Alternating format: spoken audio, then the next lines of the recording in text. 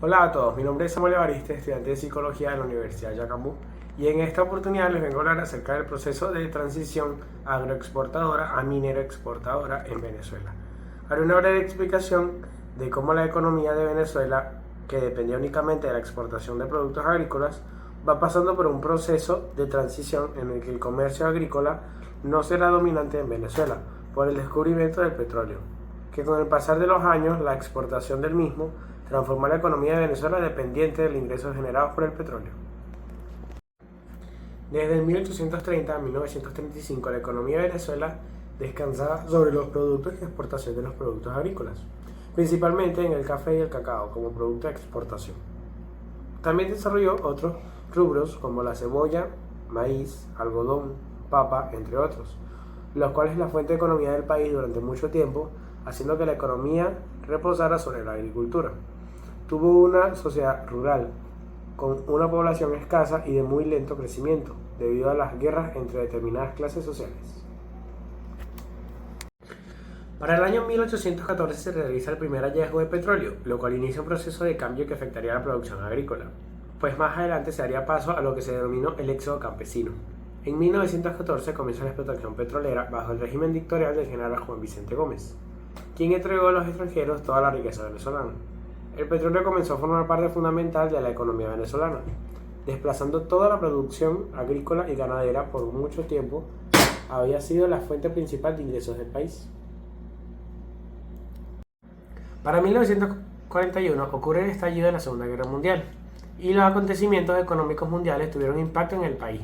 Sin embargo, fue gracias a los 228 millones de barriles venezolanos que la economía venezolana pudo retomar su equilibrio. Para el año 1943, Isaías Medina Angarita aprueba la ley del petróleo, destacando en la misma lo siguiente. 1. Unificación de todas las medidas adoptadas sobre el petróleo por los gobiernos anteriores. 2. Aumento de los impuestos y regalías hasta igualar los ingresos fiscales con las ganancias de los consorcios. Para 1945 a 1948, la Junta Revolucionaria del Gobierno, en un golpe de facto presidia de Rómulo Betancourt, logrando la reforma petrolera, la creación de la Corporación Venezolana de Fomento, el Estatuto Electoral de 1946 y se promulga la Constitución Nacional de 1947. En 1948 se logra una planificación política petrolera que duplicó las entradas al fisco nacional.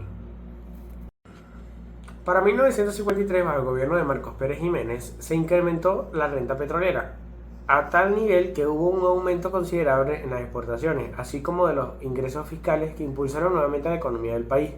En el año 1960, bajo la dirección de Rómulo Betancourt, se creó la Corporación Venezolana de Petróleo Independiente del Ministerio de Minas e Hidrocarburos, cuyo objetivo fue la explotación, refinación y transporte de hidrocarburos, así como la compra, venta y permuta del mismo dentro y fuera del país. Ya para 1971 entra en vigencia la ley por la cual se reserva el Estado la industria de gas natural. En 1976, bajo el gobierno de Carlos Pérez Jiménez, se nacionaliza la industria petrolera, quedando extinguidas desde ese momento todas las concesiones anteriormente otorgadas. Para 1978, Venezuela sufre un golpe económico producto de las fugas de capitales, lo cual afectó considerablemente la estabilidad económica del país. En 1993 se adjudican grandes e importantes yacimientos petroleros e inversionistas extranjeros con la esperanza de mejorar la economía del país.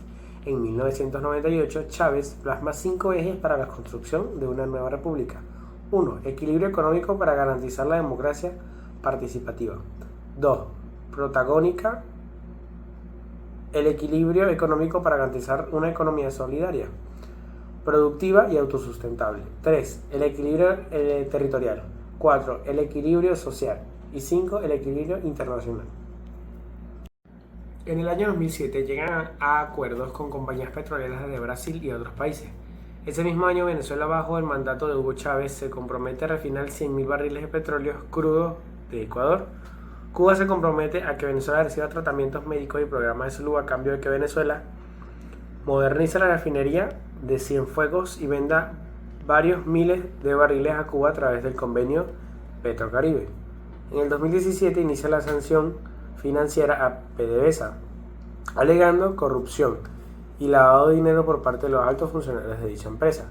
Para el 2020 La producción petrolera cayó a su mínimo en más de 70 años y según expertos como Carlos Mendoza, Luis Olivero y José Toro Hardy, se debe principalmente a la falta de mantenimiento de las refinerías, la falta de inversión en la explotación y las sanciones económicas contra la empresa PDVSA.